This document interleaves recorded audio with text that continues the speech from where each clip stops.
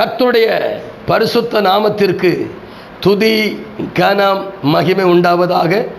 இந்த 9ஆம் மாதம் செப்டம்பர் மாதம் 14ஆம் தேதி சனிக்கிழமை காலை வேளையில் உங்களை பார்ப்பதிலே, உங்களோடு கூட பேசுவதிலே மிக்க மகிழ்ச்சிங்க. மகிழ்ச்சியான ஒரு காரியம் என்ன தெரியுமா? நாம் மீட்கப்பட்டோம் என்பது மகிழ்ச்சி, ரட்சிக்கப்பட்டோம் என்பது மகிழ்ச்சி, பரிசுத்தமாய் வாழ்கிறோம் என்பது மகிழ்ச்சி, சபை ஆராதனையில் கலந்து கொள்கிறோம் என்பது மகிழ்ச்சி, சத்தியத்திற்குள் கீழ்ப்படிந்து வாழ்கிறோம் என்பது மகிழ்ச்சி. இப்படி ஒவ்வொரு காரியமாய் சொல்லிக்கொண்டே போகலாம். மகிழ்ச்சி மகிழ்ச்சி. அல்லேலூயா. அந்த மகிழ்ச்சிக்குள்ளே அதான் ஏசாயா அழகா சொன்னார், கர்த்தரால் மீட்கப்பட்டவர்கள் திரும்பி ஆனந்த களிப்புடன் பாடி சியோனுக்கு வருவார்கள். நித்திய மகிழ்ச்சி அவர்கள் தலையின் மேல் இருக்கும். சஞ்சலமும் தவிப்பும் ஓடி போகும், சந்தோஷமும் மகிழ்ச்சியும் அடைவார்கள். சந்தோஷம் மகிழ்ச்சியும் மீட்கப்பட்ட கூட்டத்துக்கு உண்டு உண்டு உண்டு. நான் ஒரு வசனத்தை வாசிக்கிறேன். அப்போஸ்தலனாகிய பரிசுத்த பவுல் ரோமாபுரியருக்கு எழுதின நிருபம் 8ஆம் அதிகாரம் 13ஆம் வசனத்தை வாசிக்கிறேன். மாம்சத்தின்படி பிழைத்தால் சாவீர்கள், ஆவியினாலே சரீரத்தின் செயலை அழித்தால் பிழைப்பீர்கள். அழகா சிம்பிளா, மாம்சத்தின்படி பிழைத்தால் சாவீர்கள், ஆவியினாலே சரீரத்தின் செயலை அழித்தால் பிழைப்பீர்கள். ஆண்டவர் சொன்னார் சுவிசேஷத்தில், உன் கண் உனக்கு இடல் உண்டாக்கினால் அதை பிடுங்கி எறிந்து போடும், உன் கை உனக்கு இடல் உண்டாக்கினால் அதை பிடுங்கி எறிந்து போடும், உன் கால் உன் இடம் உண்டாக்கல தரித்து போடுன்ற.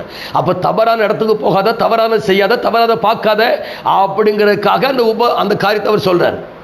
ஆனால் இங்கே நம்முடைய வாழ்க்கையில் தவறானதை பார்ப்பீர்களோ, தவறானதை செய்வீர்களோ, தவறான இடத்துக்கு போவீர்களோ அப்படின்னா, நீங்கள் இப்போ ஆவியினால அந்த சரீரத்தின் செயலை என்ன செய்யணும்? அழிக்கணும். சரீரத்தில் ஒரு கிரியைகள் இருக்கு பார்த்தீங்களா, செய்கைகள், கிரியைகள், மோசமான கிரியைகள், இதெல்லாம் ஆவியானவரால் தான் அழிக்க முடியும்.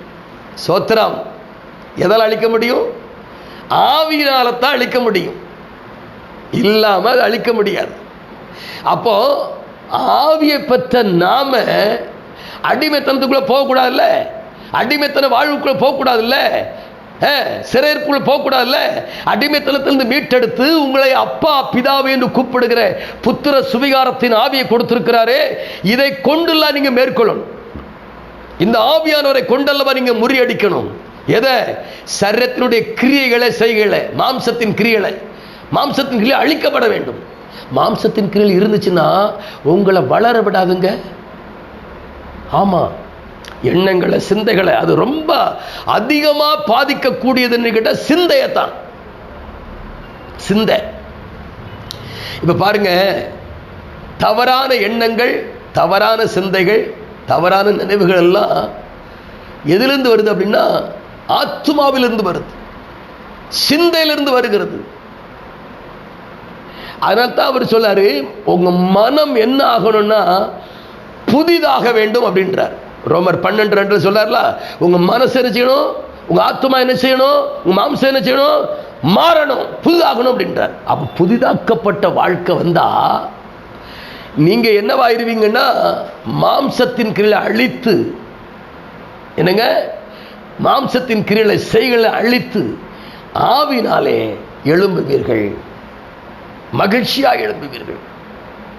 அதான் சொல்லாரு, மாம்சத்தின்படி பிழைத்தால் சாவீர்கள், ஆவினாலே சரீரத்தின் செயலை அழித்தால் பிழைப்பீர்கள். ஆவினாலே சரீரத்தினுடைய செயல்பாடுகளை.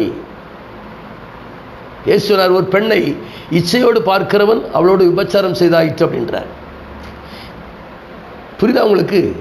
பார்வை, கண்களின் இச்சை, மாம்சத்தின் இச்சை, ஜீவனத்தின் பெருமை, இவைகளை எல்லாம் அழிப்பதற்காக ஆவியான உள்ள இருந்து செயல்பட்டு கொண்டிருக்கிறார். அது உங்களுக்கு நீங்க அறியணும். இந்த அறிவு நமக்கு வந்துட்டா, அப்ப ஆவியான உள்ள இருந்து என்ன செய்யறாரு? எவ்வளவு பெரிய காரியங்கள் செய்துகிட்டு இருக்கிறாரா? ஆவியானவரை நம்ம என்ன செய்யணும்? கனப்படுத்தணும். ஆவியானோட உறவை நம்ம என்ன செய்யணும்? தொடரணும். ஆவியானோட பேசணும், மன்னிக்கலக்க பேச. எப்படி பேசுறது? அந்நிய பாஷையில பேசுங்க, அந்நிய பாஷையில பேசுங்க. லோரி, நாம் ஜெபிப்போமா? மகா பரிசுத்தமும் கிருபையும் இரக்கமும் நிறைந்த எங்கள் அன்பு பிதாவே, மன மகிழ்ச்சியான நல்ல கால வேளைக்காய் நன்றி. இந்த காணொலி மூலமாய் நீர் எங்களோடு கூட இடைபடுகிறக்காய் ஸ்தோத்திரம். மாம்சத்தின்படி பிழைத்தால் சாவீர்கள், சாவை நாங்கள் விரும்பவில்லை ஆண்டவரே. ஆவினாலே சரீரத்தின் செயலை அழித்து வாழ விரும்புகிறோம். உதவி செய்கிற ஆவியானவருக்கு நன்றி. நம்முடைய சித்தத்தின்படி வாழ எங்களை ஒப்புக் கொடுக்கிறோம். இயேசுவின் நாமத்தில் பிதாவே, ஆமேன், ஆமேன். God bless you.